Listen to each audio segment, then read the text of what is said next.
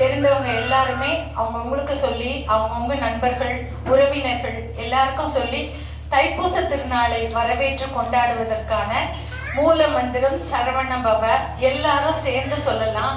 உலக மக்கள் எல்லாரும் நன்மை பெறணுங்கிறது தான் முக்கிய நோக்கமே சிவஸ்ரீ அண்ணா இணையதளத்தோடது.